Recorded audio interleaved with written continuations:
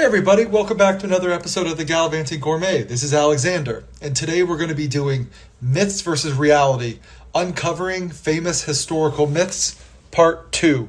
We're back for another round of myth-busting history. Many of the stories we learned growing up sound too good to question, but what if I told you they were either stretched, misunderstood, or just plain wrong? From misunderstood royals to explorers who were glorified beyond the facts, today we're revealing more historical myths you probably believed until now. Let's dive right in. The infamous phrase, "let them eat cake," is probably the most famous quote attributed to Marie Antoinette, the last queen of France before the Revolution. The story goes she uttered these words in response to being told her people were starving due to a lack of bread. It paints her as a heartless, callous, and completely detached royal. But the truth is that she almost certainly never said it. In reality, Marie Antoinette was more of a victim of her position than a villain. The revolutionaries needed a target to rally against, and the young, foreign-born queen became the perfect symbol for everything wrong with the monarchy. She was blamed for their excess and failure, even though there is no proof that she ever uttered those infamous words. Let's turn to a famous king who's often said to have been the unifying force of England, Alfred the Great. But was he really the king of all England? Alfred the Great is often hailed as the first king of all England, but this is a bit of an exaggeration. Alfred was actually the king of Wessex, one of several Anglo-Saxon kingdoms that made up England at the time. He fought against Viking invaders and laid the foundation for a unified English kingdom. But it was his grandson, Athelstan, who became the first ruler of a unified England in 927 CE. Alfred's title of the Great is well deserved for his defense against the Vikings and his efforts in unifying parts of England. But he wasn't the ruler of the whole land. It took another few decades, a lot of conflict, before his descendants finally brought all the Anglo-Saxon kingdoms under one crown. So while Alfred was a remarkable leader, he didn't quite achieve full unification in his lifetime. Historical figures aren't the only ones that are misrepresented. Entire groups of people have historically become the subject of popular myth. For example, brave fighters in medieval Europe.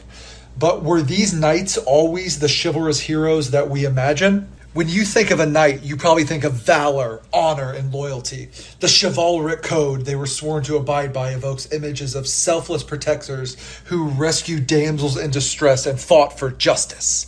But as with many historical ideas, the reality was far less glamorous. Knights were warriors, first and foremost, and the line between knight and bandit was often blurred. The chivalric idea was an aspirational construct. It was used to control knights' behavior and to keep them in line. But make no mistake, many knights were far from the noble figures portrayed in popular culture. From knights of medieval Europe, let's turn our gaze to early explorers and what they thought they were sailing into. Ever heard of the story of Christopher Columbus defying the idea that the earth was flat? It might surprise you to learn the truth. We've all heard that Christopher Columbus heroically set out to prove that the earth was round, dispelling the fears of his contemporaries who supposedly believed he would sail off the edge of the earth. This story might have made for a great school lesson, but it is largely a myth.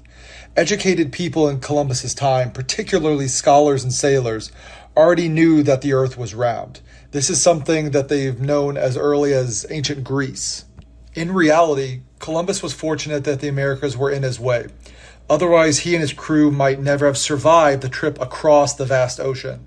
The myth of the earth being flat persisted largely due to 19th century writers trying to dramatize the age of exploration. Ferdinand Mellan is often celebrated as the first man to circumnavigate the globe. However, this isn't entirely accurate. While Magellan did set out on the first expedition to sail around the world, he never completed the journey. He was killed in the Philippines in 1521. It was actually Juan Sebastián Elcano, one of Magellan's captains, who completed the voyage back to Spain. Magellan's journey began in 1519 with 5 ships and a crew of over 200 men.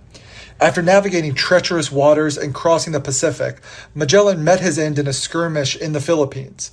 Out of the original crew, only 18 men and 1 ship, the Victoria, made it back to Spain, led by Elcano.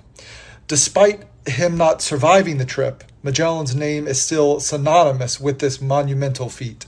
History is often more complicated than the myths and legends that we hear growing up. As we've seen, the real stories are full of nuance, surprising twists, and sometimes uncomfortable truths. We've only scratched the surface of the myths that have shaped our view of the past. What historical myths have you heard? Let us know in the comments below, and let's keep uncovering the truth together. Make sure to hit like, subscribe, and leave a comment below what you'd like to see us do next.